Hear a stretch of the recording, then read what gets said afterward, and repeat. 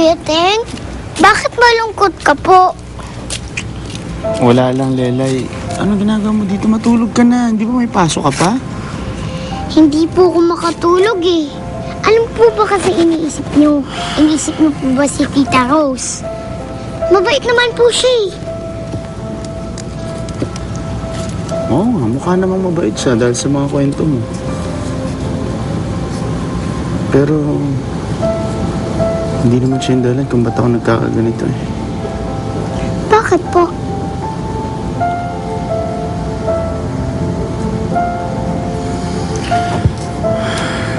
Naisip ko lang, tama si Chalita eh. Hindi ko naman kayang bigyan ka ng magandang buhay.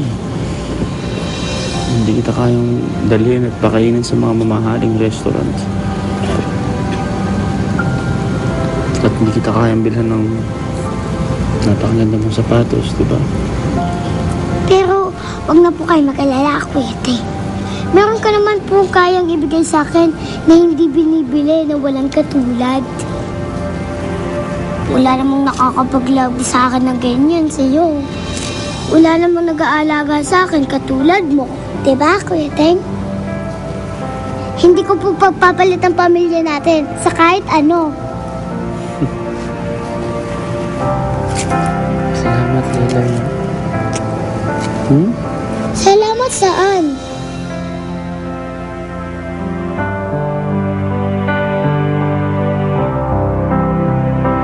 Dahil pinaalala mo sa akin na walang katumbas kung ano ang meron tayo.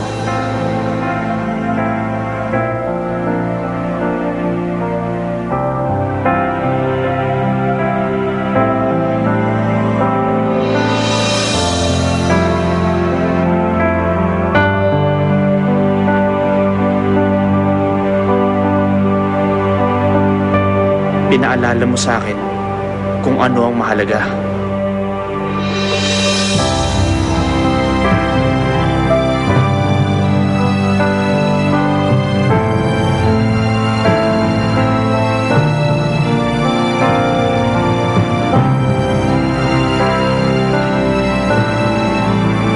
Pinaalala mo ang ibig sabihin ng pagmamahal.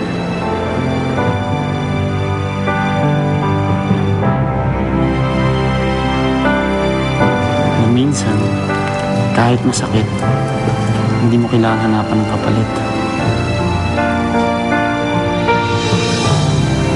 At pinaalala mo sa akin na mahal kita at alam na alam mo kung paano ko pangtiin. Pangitiin? Ang dali-dali lang nun. Ito, Oh, sige nga. May isang chikaduna dumapo sa sanga, dumating ang isa, dalawa na sila. Chikadu, nalilipad-lipad. Chikadu, nalilipad-lipad.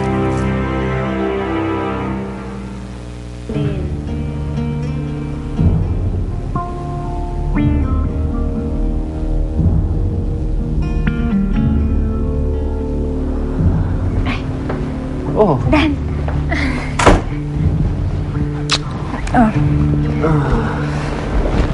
Parang masayang-masaya ka. Ngayon nakita nakangiti ng ganyan ah. Hindi ka makakapaniwala. Nakita ko na siya. Nakita ko na ang batang gusto kong ampunin. Ang cute niya, no?